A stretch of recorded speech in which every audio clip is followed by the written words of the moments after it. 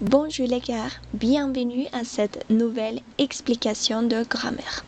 Aujourd'hui, nous allons pratiquer ou parler un peu sur la place des pronoms à l'impératif.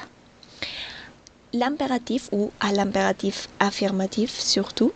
Rappelez-vous avant de commencer que l'impératif c'est cette mode employée pour donner par exemple des conseils ou d'ordres.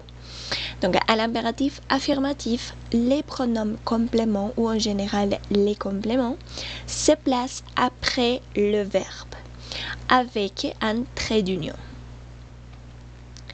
Par exemple, si je dis « lavez-vous les mains », pour commencer, c'est une phrase à l'impératif affirmatif parce que je donne un conseil, un ordre. Mais notez que j'ajoute vous, lavez-vous, après le verbe, avec un trait d'union, n'est-ce pas? Aussi, je dis rincez-les d'abord. Je ne dis pas les rincer ou vous lavez, non, c'est rincez-le, lavez-vous, avec un trait d'union. Et heureusement, c'est la même chose avec les verbes pronominaux. Rappelez-vous que les verbes pronominaux, ce sont ceux qui ont cette particule, ce mot c'est comme se laver, se brosser, se doucher, etc., etc. Mais attention, il y a une petite exception, une petite particularité qu'il faut tenir en compte.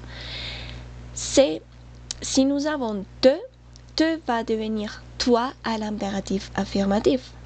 C'est-à-dire, si nous avons une phrase affirmative, pas à l'impératif, comme par exemple tu te laves les mains, à l'impératif affirmatif, ça va devenir lave-toi les mains.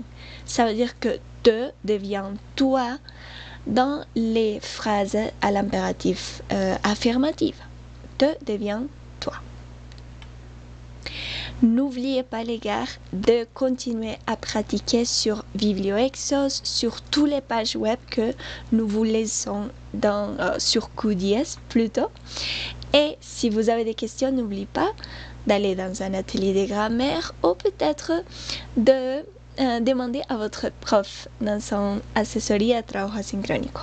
Merci beaucoup et on se voit à la prochaine. Au revoir.